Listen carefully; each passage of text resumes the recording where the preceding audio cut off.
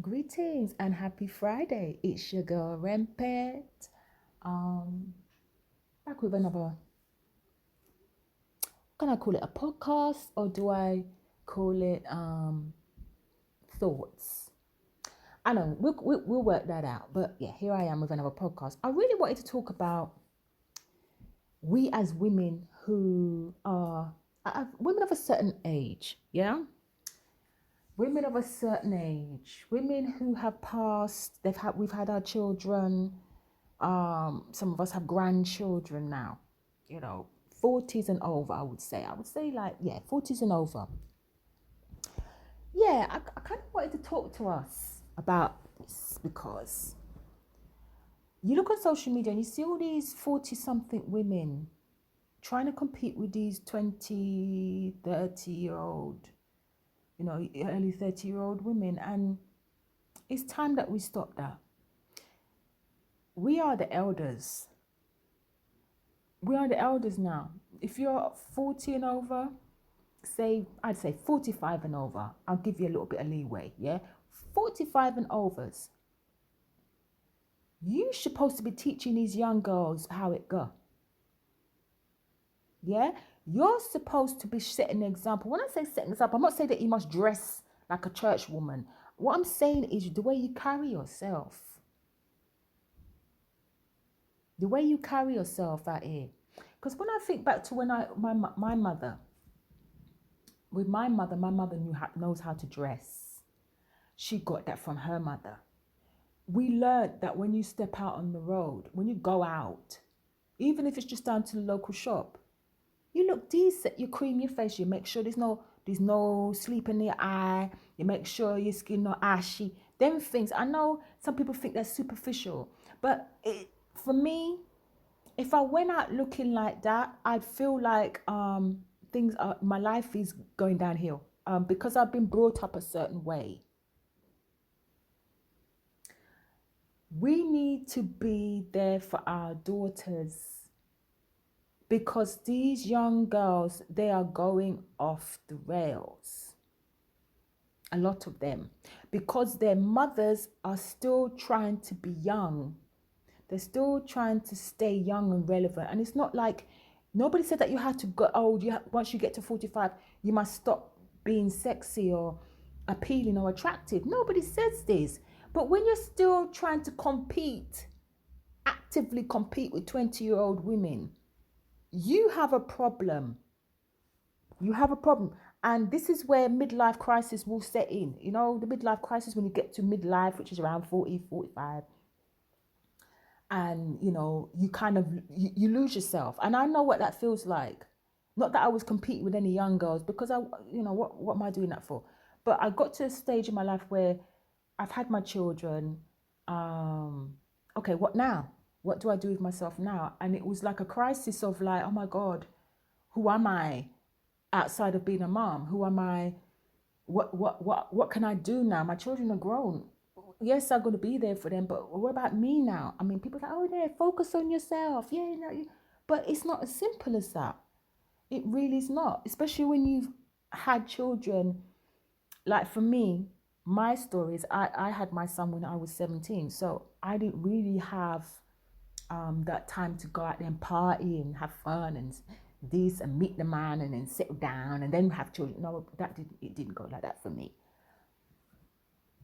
And so it was like weird. It's like, okay, all I've ever done is take care of somebody else.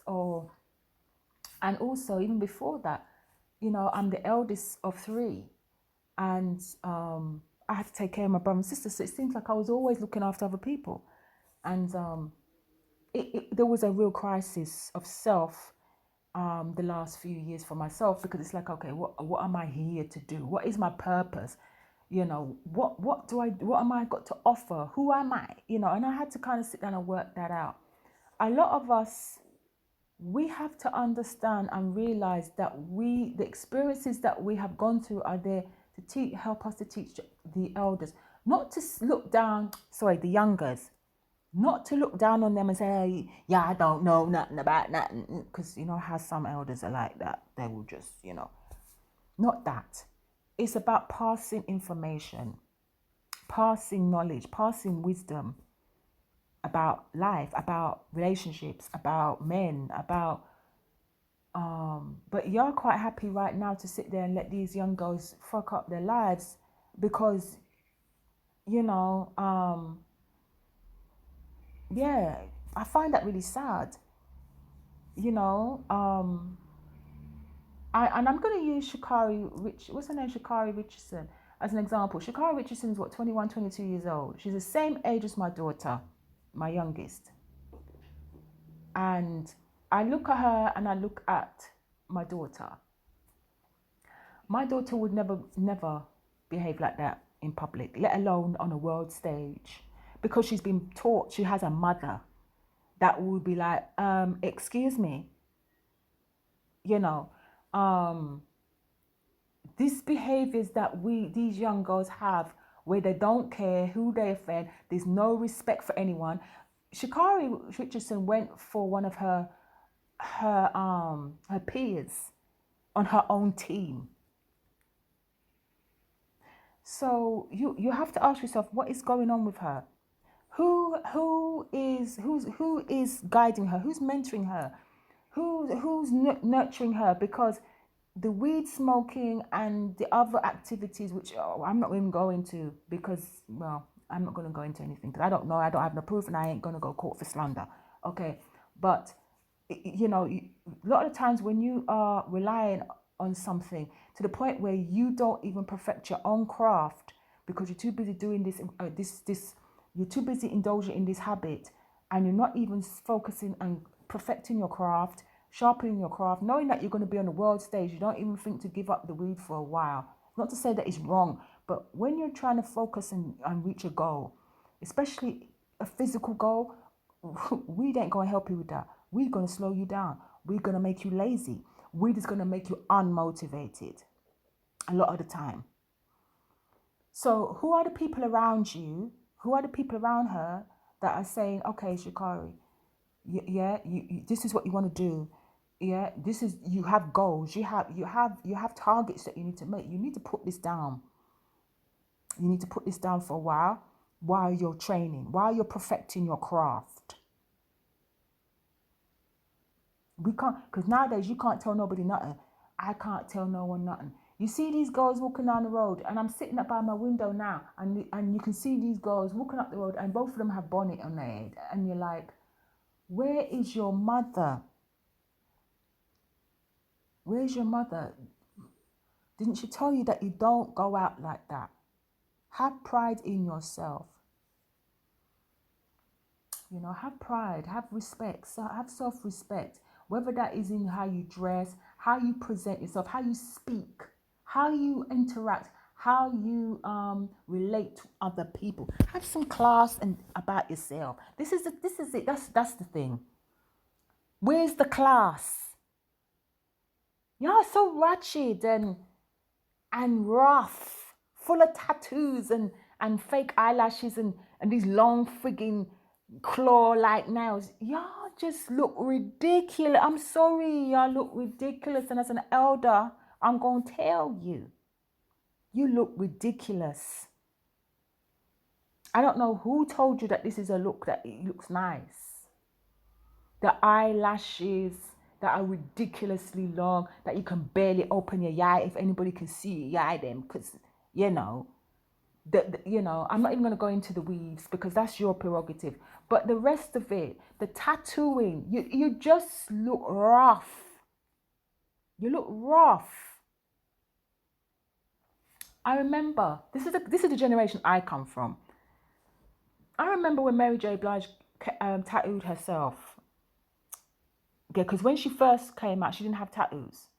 But then she had tattoos, and she put one big tattoo of a rose in her thigh, and she had a tattoo on the cross of her on her arm. And I thought, Mary, why did you do that? You look so rough and unladylike. I don't know, maybe I'm old-fashioned, but you know, I mean, there's something to be said about being feminine and ladylike. I don't know what happened to that. Maybe we need some of us to actually to help each other with that. You know, the way that some of the young ladies here, especially, in the Western world, speak, um, this just no, it's a lack of respect for self, lack of respect for other people. And then they want respect. Then they want people to respect them and hold them up and hail them up. And that's how you behave and carry yourselves. You see, how you behave and present yourself is how people are going to receive you. If you look at like a rough, loud mouth, foul mouthed, the ones I'm talking about, people going to treat you like that. I've never been treated like that because I don't present myself like that. I present myself as a woman who is very elegant, very classy, very articulate. But if you want to play with me, yeah, we can take it to the streets. Oh yeah, we can do that. But otherwise, I like to carry myself with some sophistication and elegance because that's how I was brought up. Unfortunately, women like me are dying out. I mean, I don't know, because even these women like me, my age, that are behaving with this ratchet behavior, I don't know. But we really need to look at that, because a lot of us are complaining that you're getting on, and I'm talking about the elder, like my age. A lot of them complain that there's no decent men out there. No, it's not about the decent men. It's what kind of men are you attracting to you? If you're trying to compete with the young gal them, if you're still trying to compete with the young girls them, you're just gonna get these little boys that want a mother, or that you're a challenge that you can run back, and they can run back and tell their friends how they got a MILF or GILF or whatever. Yeah, it's not. They're not looking to marry you. They're looking to have sex. And you think you're sexy. Yeah, you are. But also you're a challenge for these boys, because a lot of them are still boys. And you're there competing with the young girls. So that's what you're trying to look young, carry on young. So that's what you're gonna attract, the youngers. And then you're out here, but there's no good men out here, because you're out here attracting the boy them. You're entertaining boys. And you really have to look at yourself as an elder and ask yourself, sis, what is going on? Why are you running down these young boys? And when I say young boys, I'm talking about young men of age. I'm not talking about underage, but that happens as well. I mean, let's be honest. Sexual abuse happens to boys as well by older women. We like to hide. We like to stop. We don't like to talk about that. We like to point the finger at men all the time, but it happens. There's a lot of men out there that will turn around and tell you that their virginity was taken from them by a woman, an older woman, a predator woman, a woman who's predatory. Okay. So let's try and carry ourselves a bit better out here. Let's try and remember our age. And I know you're gonna say age ain't nothing but a number. It's about how you feel. Yeah, it is.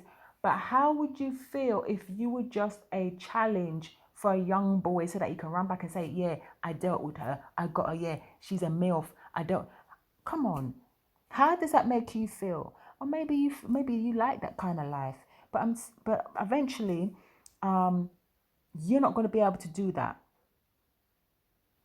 And in the meantime, you have children and grandchildren that need your wisdom and your help and your guidance. So, yeah, I'm just going to leave that there. All right. Very, very quick message. I hope you enjoyed it. Please like, share, and subscribe if you like the message. Share it with your friends, your haters, whoever. And yeah, if you've got any comments, please leave them below. Okay. But it's time that we recognize the 1970s babies, 1960s, 1970s babies, late 1960s, 1970s babies. It's time for you to start taking your role as elders in the community, because there's nothing out here And these children, these youngers are going off the rails because they don't have anyone to guide them, to tell them that no, sis, you don't do that. And I know, hard is, yes, the hard is, but eventually they will listen, because life experience will cause them to listen. So be an example. Don't be part of the problem. All right. So I'm gonna leave that there. Have a great day. Have a happy Friday, happy weekend, and I'll speak to you soon.